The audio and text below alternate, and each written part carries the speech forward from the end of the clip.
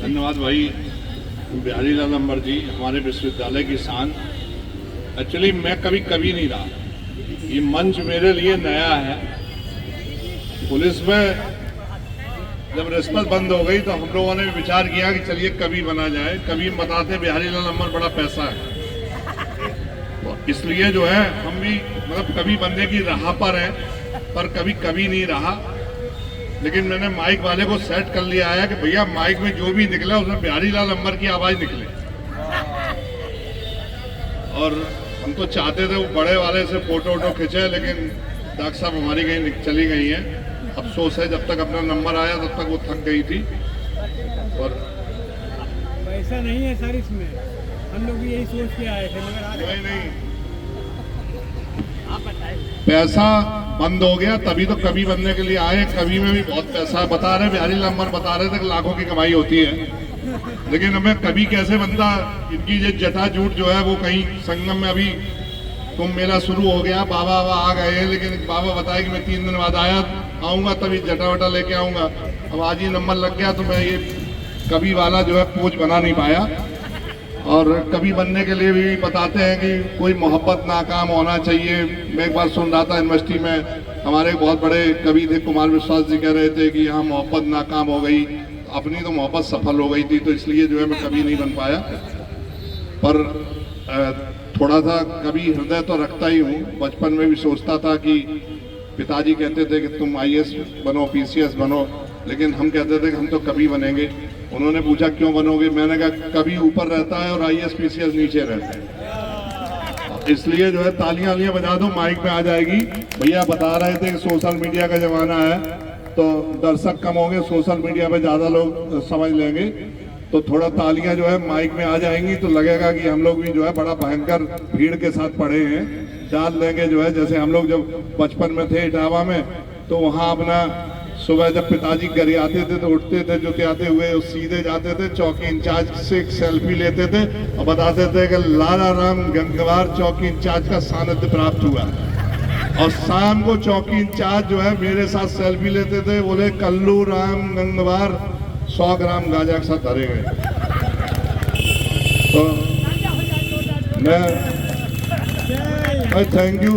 अरे भाई अमर भाई हास्य कवि है, हम तो प्रेम के कवि है। प्रेम के अलावा हम लोगों ने यूनिवर्सिटी में कुछ सीखा नहीं, और उसी प्रेम के चक्कर में बर्बाद हो गए। ऐसे बर्बाद हुए कि एक बार जो है हम लोग जा रहे थे तो भिखारी बेचारा बोला, बाबूजी बहुत सर्दी है, 10 रुपए दे दो।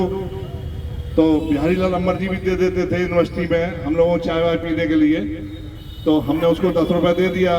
फिर वो मेरी पत्नी से कहने लगा कि भैया हमको बहन जी 10 रुपए दे दो। तो हमने पूछा यार 10 रुपए तो अभी तुमने चाय पीने के लिए लिए हैं, अब 10 रुपए किस बात के, बोले गर्लफ्रेंड के लिए। तो मैंने कहा यार भिखारी हो गए गर्लफ्रेंड रखते हो? उसने कहा कि भिखारी हो गए नहीं रखता हूँ, गर्लफ्रेंड ने ही भिखारी बना दिया। तो अब चूंकि कुमार विश्वास जी की मोहब्बत नाकाम हो गई तो वो कवि बन गए, अपनी सफल हो गई, तो हम लोग जो है पुलिस में चले गए।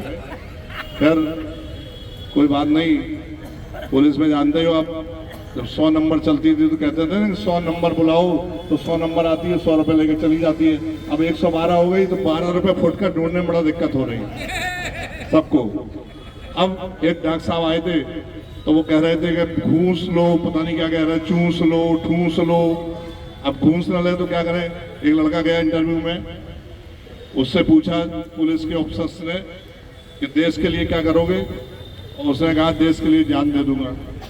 वो बेचारा रिजेक्ट हो गया। फिर एक आया, उसने कहा देश के लिए क्या करोगे? उन्होंने कहा जान दे दूंगा, सम्मान दे दूंगा, मान दे दूंगा, खून दे दूंगा। वो रिजेक्ट हो गया। तीसरा आया, उसने कहा कि बताओ देश के लिए क्या करोगे? बोले 5 लाख दे दूंगा। बोले सिलेक्ट हो गए। तो जब वही देश के लिए 5 लाख दे पे ही हम सिलेक्ट होंगे तो हम कुछ ना कुछ तो करेंगे। अब डॉक्टर साहब जो है, अब जैसे अभी हमारी एक बहन जी जो है कविता कह रही थी कि प्रयागराज, तो हम लोग भी यही कह रहे थे कि भाई जब तक कोई लाए नहीं मटकी और जार में, तब तक आ जाओ प्रयागराज में। बाद में मटकी और जार में लाओगे तो फिर वो मजा नहीं आएगा। अभी आ जाओगे तो थोड़ा सा अम्बर जी से मिल लोगे और हमारी एडवोकेट रजिया सुल्तान जी का प्रोग्राम में भी आप भाग ले लोगे। तो हम लोग भी कविता बनाई है, थोड़ा बहुत टूटी फूटी, और पढ़ के ही बताऊंगा, इसलिए कि बड़े बड़े नेता लोगों को मैंने देखा, मंत्री विधायक सभी शपथ लेते हैं तो वो 6 लाइन की कविता हेलो उस शपथ की होती है, 6 लाइनें याद नहीं कर सकते, तो हमको इतनी बड़ी कविता कहाँ से याद हो जाएगी। पढ़ के ही मैं बनाऊंगा। हाँ, आगे ठीक ठंड है। हो रही है तो लोग सुनने को भी तैयार हाँ, नहीं है। इंडो बंगाली के पीछे और लगे सोशल जैसे ही मीडिया आओगे पर उधर कविता साइड तो से ओरिजिनल निरंजन पुल बनानी के पड़ती है। उधर साइड से वैसे तो सभी नकल करते हैं बस कवि, तुरंत ही अंदर आ और जाना, बस आ हमने जाओ, भी मिल कई जाओ। कवियों की नकल करके कविता बनाई है कि मन कर रहा है आज ये मेरा, मन कर रहा है आज ये मेरा तुम पर कोई गीत लिखूं, मन कर रहा है आज ये मेरा तुम पर कोई गीत लिखूं, तुम ही बताओ नाम तुम्हारा चित्चोर लिखूं मनमीत लिखूं, तुम ही बताओ नाम मनमीत लिखूं चित्चोर लिखूं, कैसा व्यापार लगाया मैंने, क्या खोया क्या पाया मैंने, जान सके माला के चक्कर में हम नहीं पड़ते, माल के चक्कर में पड़ते हैं, लेकिन चलो माल नहीं मिला तो माल ही मिल जाए।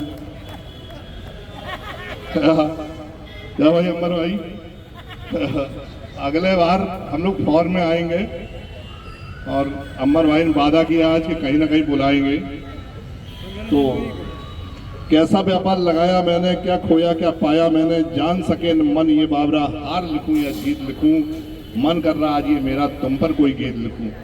इसमें ये मत समझना कि कोई मेरी प्रेम का नहीं है, बस कविता है और वो लेखनी ही मेरी प्रेम का है। प्रेम रेम के चक्कर में हम कभी पढ़े नहीं, कैरियर वैरियर बनाने के चक्कर में जो है प्रेम रेम पीछे रह गया था, और वैसे भी अपनी कदकाठी ऐसी थी कि कोई पटती भी नहीं। प्यार से आपने मुझे संवारा, बदल दी मेरी जीवन धारा, है रोम रोम स्पंदित जिससे वो जीवन का संगीत लिखूं, मन कर रहा आज ये मेरा तुम पर कोई गीत लिखूं, तुम ही बताओ नाम तुम्हारा चित्चोर लिखूं मनमीत लिखूं, जब से तुम जीवन में आई मन ने कितनी ख्वाब सुनाई, कितनी अनोखी कितनी प्यारी, तुम संग अपनी प्रीत लिखूं, मन कर रहा है आज ये मेरा तुम पर कोई गीत लिखूं। तो बहुत छोटी सी कविता, बड़े मुश्किल से कई महीनों में तैयार की है इस सम्मेलन के लिए, और दोबारा बनाएंगे तब तक दूसरी कविता भी तैयार, उससे मौलिक होनी चाहिए, कॉपीराइट हो जाता है इसलिए। वैसे तो सभी चोरी करते हैं शब्दों की, लेकिन हम लोगों ने कब तक चोरी नहीं की, शब्दों की चोरी की है। तमाम कवि अभी लगाए हैं और पता नहीं आवाज़ माइक वाले ने अमर साहब की लगाई कि नहीं लगाई, जुगाड़ तो लगाई थी। और धन्यवाद, बहुत ठंड भी है और हमारे बहुत बड़े बड़े कवि भी बैठे हुए हैं इस मंच पर, बहुत बड़े बड़े लोग आए हैं, सब चौका छक्का लगा के चले गए, तो अब हम लोग तो वैसे ही थोड़ा बहुत जो था वो आपको सुना दिया। धन्यवाद अमर जी। पहला हमारा कवि सम्मेलन था तो थोड़ा सा हम हमारे बारे में बढ़िया बढ़िया बता दीजिएगा, बाद में चाय पानी कुछ। चाल लाइनें प्रेरणा की, मतलब दूसरी कविता। अच्छा, अरे एक तो बड़े मुश्किल से सुना पाया है, घबराते घबराते। अच्छा, इटावा वाली सुना दीजिए, इटावा। अच्छा वो एक कविता थी इटावा वाली, जब याद बहुत तुम आते हो, जब दूर क्षितिज पर लाली हो,